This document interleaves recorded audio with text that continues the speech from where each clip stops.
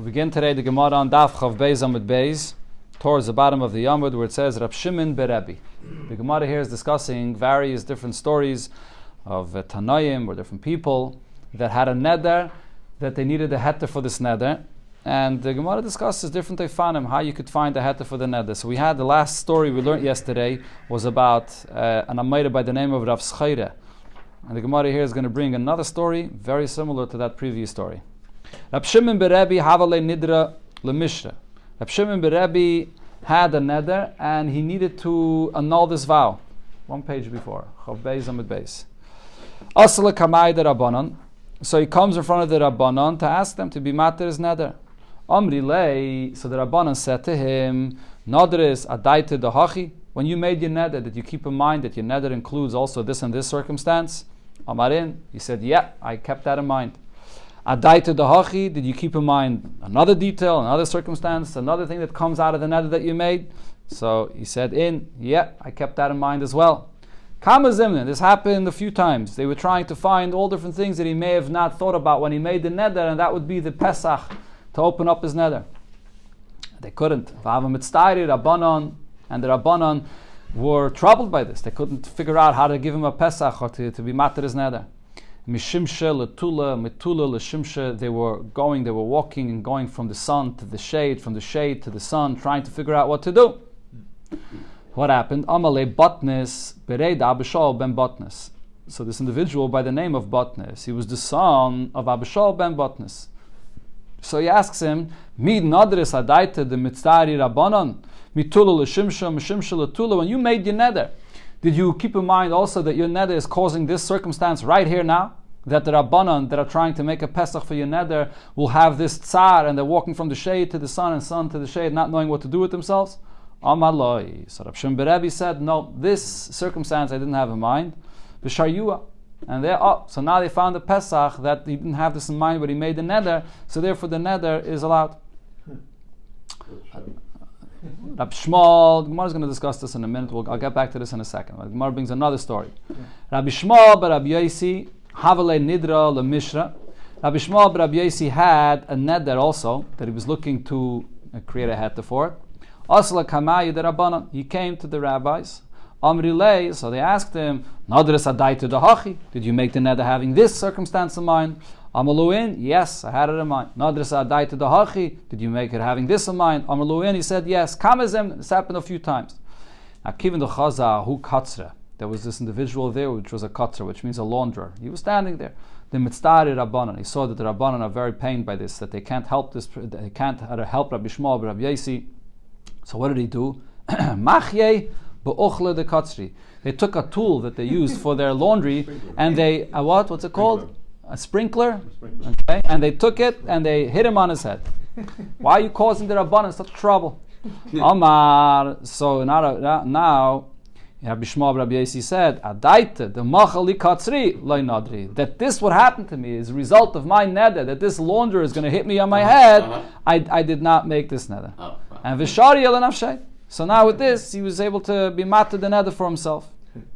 So on this last story here, this already seems to be going a little bit too far. That he'll make a neder and this will happen, that this launderer hit him on his head. Let's see. So the Gemara says, Amle Ravachem Medifti L'Ravine. Ravachem Medifti asks Ravine, but hi, Noiladhu. This story of what happened over here, this is what's called Noilad. What does Noilad mean? When something new happens, something new develops that you did not expect at all. When you make a neder, this is not something that existed at all, and this is something that you don't expect at all. This is not something that you would think at all when the neder happened. That a launderer will come and hit you on your head. And we learned later in a Mishnah, it says, you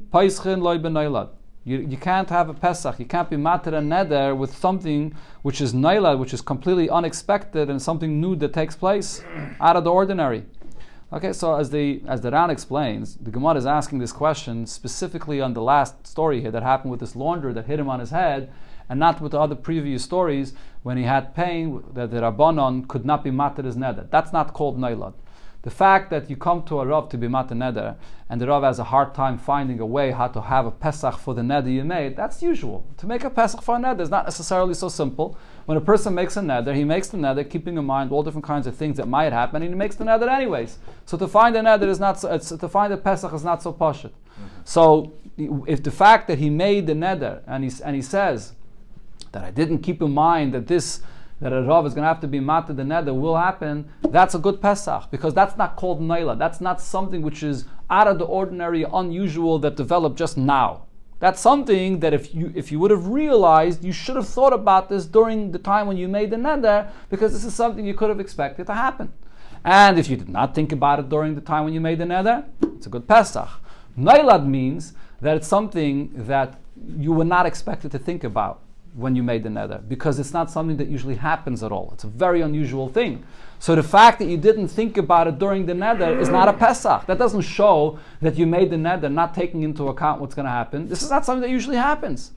So therefore, over here, the kotzra, that this launderer goes and hits him on his head, is not something that's a good Pesach for the neder. Amalei, so he answers and explains to him, Hi lav noiladu. No, actually, this launderer hit him on the head is not called noilad. Why not? The shchichi apikairi, the mitzayri rabbanan. In those times, this was unfortunately a very usual thing. These apikorsim, these different heretics, it was a usual thing that they took every opportunity possible to give pain to a Talmud Chacham. So here, Rabbi Shmuel Rabbi Yosi is trying to be mata his neder, and so he used this as an excuse to hit him over the head. So this was unfortunately a usual thing that he should have thought of when he made the neder, and if he didn't, so that shows that the neder is not a real neder, and that's the Pesach for the neder. Yeah, but doesn't the Pesach for the neder have to be something within the neder, not This is called within the neder. When you make a neder not to eat. Not to eat is not just not to physically eat the food. There's different circumstances that come along with not eating, right? So when you make a neder, it includes the lack of hana that you said, all kinds of details in that. It's not just one thing. So therefore the Pesach is, you find one detail in what you said which you didn't think of. So therefore, what you said is not serious anymore, because you didn't take it fully serious. Why should the Rav think what's going to happen to somebody outside of the neder? It's a circumstance. Somebody's outside the neder. No, so that the Gemara says that it's not so. The Gemara says that hitting something is considered to be. Pain is also outside the neder.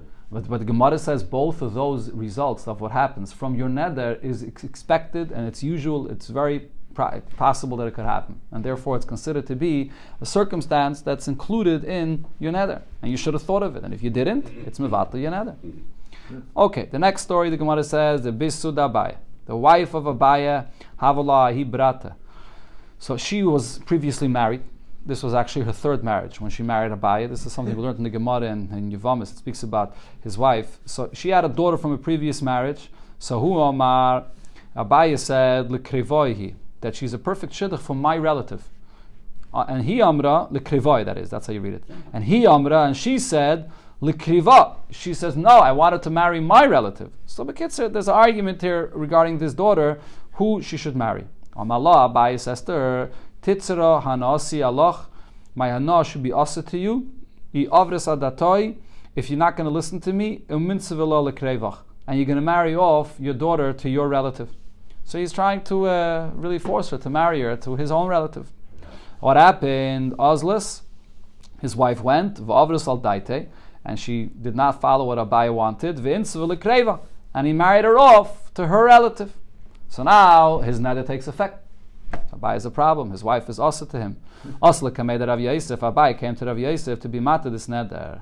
Amalei. So Abaye tells Rav Yosef, that is, tells Abaye, ila v'yodis.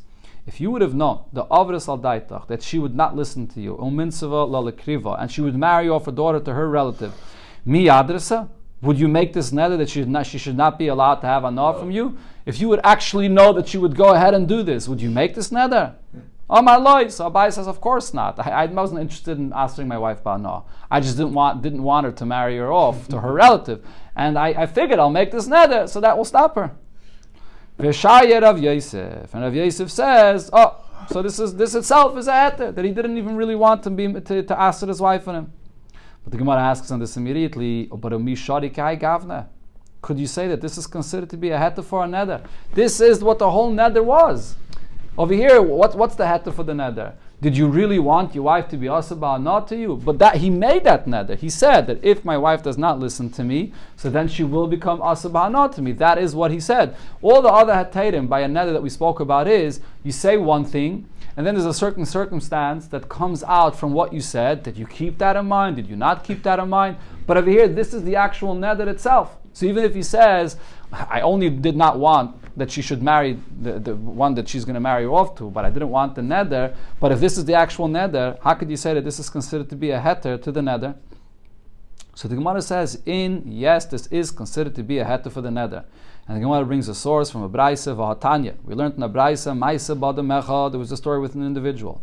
Shehid erisishte malalas l'regel. He made a neder, he says to his wife, you will not be able to have anah from me if you're oile regel. Some say oile regel here means literally, even though this is speaking about after the Churban of the Beis HaMikdash, but there was still Yidden, there were oile regel after the Churban.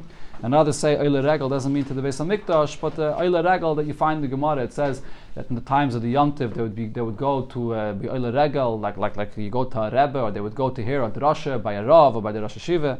So he made a neder for his wife that she shouldn't leave him, she shouldn't be oile regel. V'avra al daitoi, she didn't listen. V'alsa le regel, and she left and she went. So now the neder took effect. The ball of Rabbi Yaisi. So now he came to Rabbi Yaisi. Amaloi. So Rabbi Yaisi says to him, here, I could be mati neder because v'ilu ayisa yedeya she'oiveres al daitach. If you would have known that she would not listen to you, v'oile le regel, and she would be oile regel, klum hadarta, would you make this neder that she shouldn't be allowed to have a nod to you? Amalei. So he said, no, of course not. I just didn't want her to go. I wasn't interested in making this neder. V'hitirai Rabbi Yaisi, and Rabbi Yaisi was mated the neder in this way. So the Ran over here explains that you might ask, why isn't this neder over here similar to the neder that we spoke about in the beginning of the Perek, which the Mishnah called Nidrei Ziruzin? What is Nidrei Ziruzin? When a person makes a neder and he's not even interested in the neder at all, if you remember, we spoke about a buyer and a seller that is making a neder just as a negotiating tactic. He wants to have $4 for it, and he's only ready to pay $2. Really, they're ready to settle on $3, and it's just a negotiating tactic in order for them to settle. So over here as well, it seems like that's what the Gemara is saying, that when he made the neder that his wife should be asa, he didn't really mean this neder at all. He just didn't want her to marry off the daughter to the one that he did, her relative. So the Ran says, so the question of the Ran is, so why do we even need a heter for this neder at all? It's b'chlal not a neder. So the Ran explains, no, it's not the same thing. Over there, it's taka negotiating tactic. When you said you want 4 and you want 2, you don't want 4. And when he says he's only ready to pay 2, you don't want 2. You know it's more expensive. You know you're going to end up paying 3. The 4 and 2 they said is totally not serious. So therefore, the whole neder is just sort of a tactic you use to make your position sound serious to motivate the other person to change his mind. But you never meant 4. Mashenkin over here, when he made the neder, because he doesn't want his wife to marry off his daughter to her relative, he really did not want her to marry her relative. He didn't say this just as a motivating tactic. He doesn't want her to marry the relative. So therefore, when he makes the neder, it is a neder. The neder takes effect. So it's not called nidrei ziruzin. On the other hand, though, the Gemara is being machadish over here that this kind of a neder, because we can see when he made the neder that he wasn't really serious about the neder itself. His main point was, sometimes a person makes a condition in a neder, he's interested in making the neder. But he just makes a condition to trigger the neder to go into effect. Like when it's going to take effect and how it's going to take effect, but he's interested in the neder. When you make this kind of a t'nai, it's a different kind of a t'nai, that my neder is going to take effect if you don't marry or if you do marry off your daughter to that person. Over here, it's very clear that he's just interested in the t'nai not happening, but you're not really interested in the neder. So therefore, on one hand, it is a neder, because what he said was serious, it wasn't just a negotiating tactic. But on the other hand, because we see that the main thing he was interested is in the Tanai, so as long as we could prove that he didn't want the neder itself, that itself is the Pesach for the neder. Zok Teilige Mishnah. Made a neder? Oh, okay, it's a good question. we have over here many Tanoim. This wasn't the first story. Many Tanoim that made over here Nedarim. Yeah, Agam the Gemara says you're not supposed to make Nedarim. Okay, this next Mishnah here is a continuation of the previous Mishnah. Another case, another example of the Nidrei Ziruzin, when a person makes a neder and he doesn't really mean what he's saying. Rabbi Elazar ben Yaakov said, that just like we had before Nidrei Zeruzin in a transaction, and the whole neder is not serious, similar when a person wants to make a neder because he wants his friend to eat with him. Right, so he says to his friend, I want you to come eat with me, and his friend doesn't want. He makes a neder, he says, if you're not going to eat with me, then all my possessions will be usher to you to have a noah from. Make such a kind of a neder. So now Yaimar loy, but here the Mishnah says, so what kind of a neder is this? We know that he's not really serious with his neder. He just is trying to like show how much he wants him to eat with him. But he doesn't want to assert anything on him. It's just like showing him how serious he is. So the Mishnah here says, Yaimar loy, he should say to him, or the Bach takes out the word loy. Yaimar, he should say, Kol neder shani yasad lider, the neder that I'm about to make here, that the person should be assur to me, who bottle. This neder is bottle. That's what he should say. But the only way this neder is going to be bottled is if he's going to remember during the neder that he said that it would be bottled. Then the neder is going to be bottled. Okay, so now this second line of the Mishnah here is difficult to understand. What does this mean that he has to say this? It sounds like here the Mishnah, if you read our Mishnah, it sounds like it's actually not talking about Nidrei Zeruzin. It's not talking about a neder which because the neder is not serious, therefore the neder does not take effect. It sounds like the Mishnah is saying, you know why this neder is not going to take effect? Because you clearly said, you made a condition. The neder that I'm going to say now will not take effect. Okay, so the Gemara will ask right over here on this. What is going on over here? What is this person trying to do? If the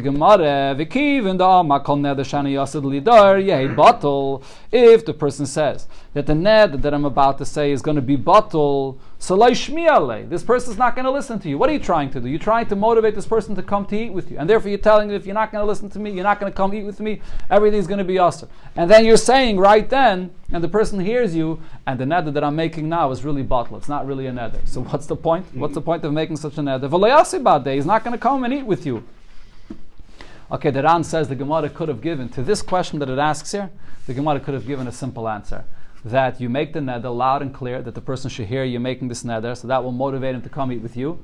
But this that you say, that your neder should be bottled, you said quietly to yourself, or you said it before, the other person didn't hear this. So he doesn't know that the neder you're saying is bottled. The Gemara could have answered this, but the Ran says the real thing that's bothering the Gemara is, the Mishnah starts with the word that Rabbi Lazar Yaakov Ema really this Mishnah is a continuation, another example of Nidrei Zeruzin, a neder that a person made which is not serious, it's just like a negotiating tactic, and therefore the neder does not take effect. That's really what this Mishnah is speaking about. So why is the Mishnah saying that the person has to say that the neder is bottled? He doesn't have to say anything. The whole neder is not serious in the first place. That's really what's bothering the Gemara here. So therefore the Gemara says, that's something that's missing here in the Mishnah, the Mishnah is actually saying two different halachas. The first halacha is about Nidrei Zeruzin. Person wants that his friend should eat with him. And he's begging him to come eat with him, and he does, he's declining, exactly. He doesn't want to go and join his friend. And he makes a neder which is called a Nidrei Zeruzin. No, this is Nidrei Zeruzin. Why? Because when you make the neder, you're not interested in the neder at all. You're just showing your friend how much I want you to eat with me. Just like before regarding the negotiating tactic.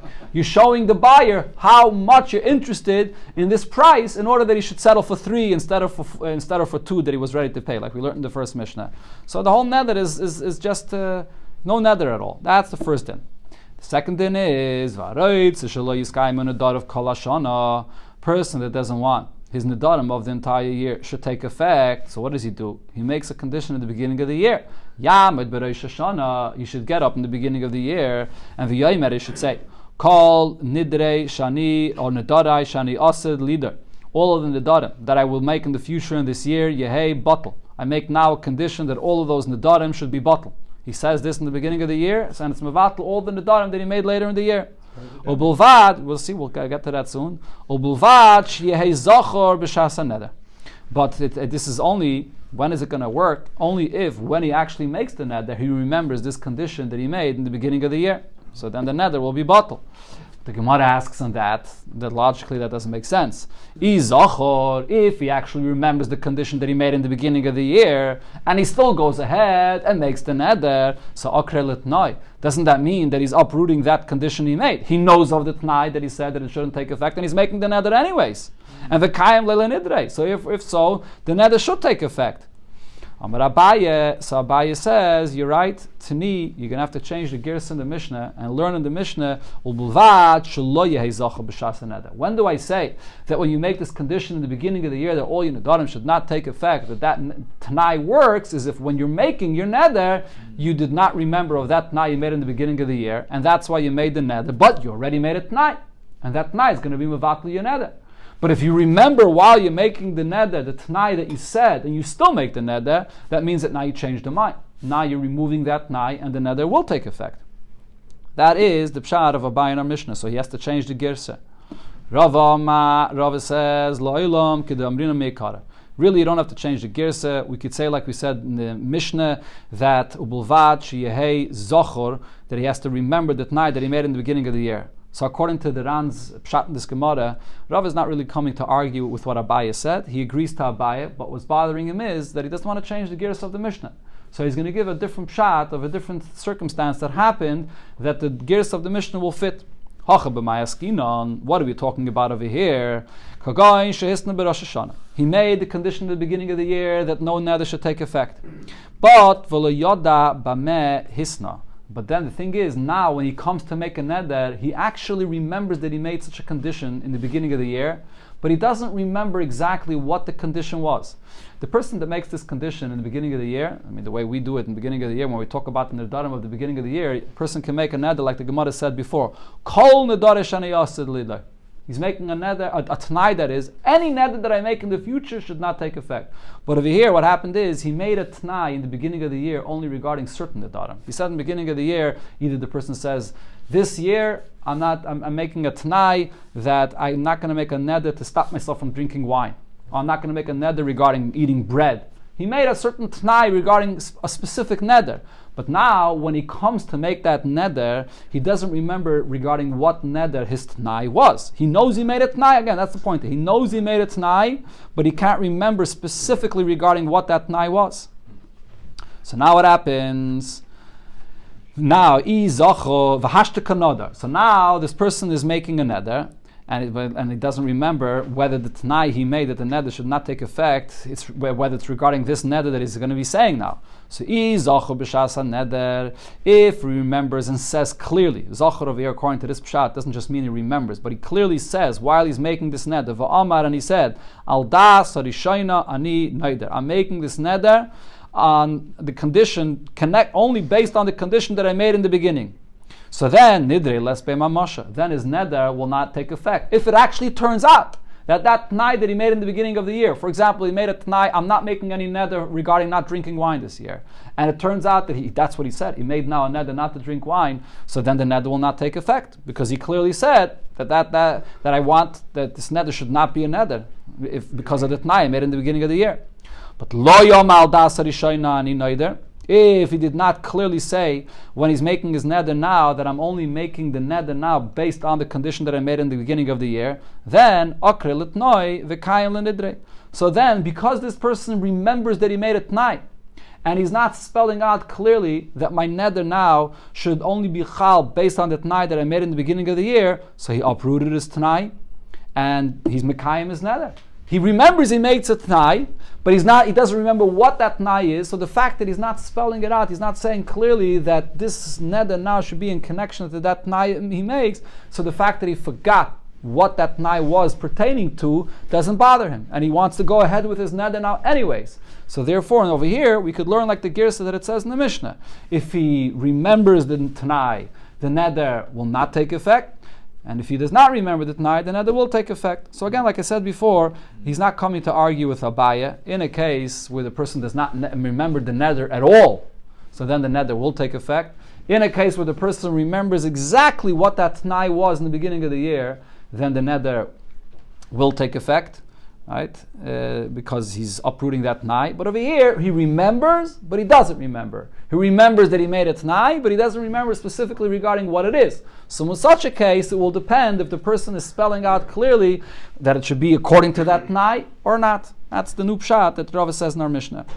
Now the Gemara finishes off and says, Rav Huna bar Chinaneh Sava leMidrashe bepirka. Rav Huna bar Chinaneh, when he was giving his drasha, he wanted to talk about this halacha that you always have an option to go in the beginning of the year and say and make a condition. All the nedarim that I will make during the year should not take effect. This is the way we're teaching our Mishnah here. So he wanted to teach this to everybody. Amalei Rave, so Rave said to him, Tane kamistim lastumi. We see over here the way it was written in the Mishnah was unclear. The Gemara had to explain that the Mishnah is saying two different halachas.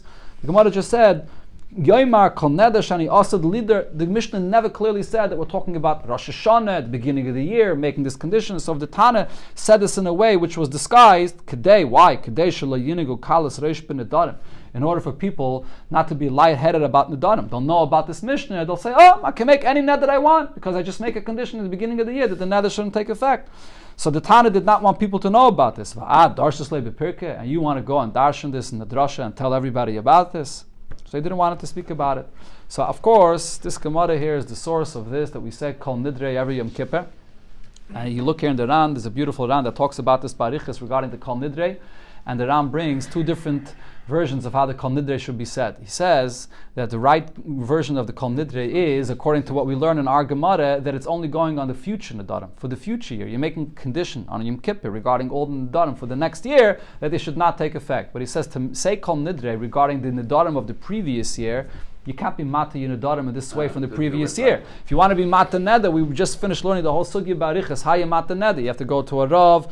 The Ran actually over here, in Amar Aleph, a long Ran, he also speaks about who do you have to go to be Mata Neder. He says either you go to a Yochid Mumche, and even how you define a mumche. He has a whole arichas. Who's a mumche? Does it mean someone that knows the halachas perfectly? Does it mean someone that has a proper smicha? Or you have to go to three plain individuals? And there's a way how to be mataner. You have to have a pesach or a charata. So just to say kol nidrei on the previous year doesn't work. That's the Ran's shitta. But there are Rishonim that disagree. The Rosh holds that you could say kol nidrei and you could be mati and neder with kol nidrei even going on the nedarim of the previous year. That's one detail that they all discuss over here regarding the Kol Nidrei. Another detail is the Gemara here clearly says that this is something that you should not do and not say publicly and not speak about because people shouldn't be Noy Kalas Reish with Nedarim. So why is the Gemara over here saying, why today is our minig that we do say Kol Nidrei? So the answer is because times have changed. In the times of the Gemara, if you're not going to speak about it, people are actually going to be careful with the Nedarim that they say. But then it came a time period where people anyways were making Nedarim anyways. People were not careful with Nedarim. So you have no choice. You have to have the Tanai made in the beginning of the year and say Kol Nidrei, that it should all be bottled so that those Nedarim that they're making anyways should not take effect. That's what you see here from this Gemara. And then, as of course we know, besides the Kol Nidrei that we say on Yom Kippur, we also say the Ataras Nedarim by Rosh Hashanah. So why do we have to do it twice? Why Kol Nidrei and the Ataras Nedarim? So there's also a discussion about this. The Shalah Kaddish says that we say the Ataras Nedarim on Erev Rosh Hashanah because of Zrizin Makdim al Mitzvahs. It's really the same thing as saying Kol Nidrei, but Yom Kippur is the time we say it, but we'll Makdim and we also say it before Rosh Hashanah. Okay.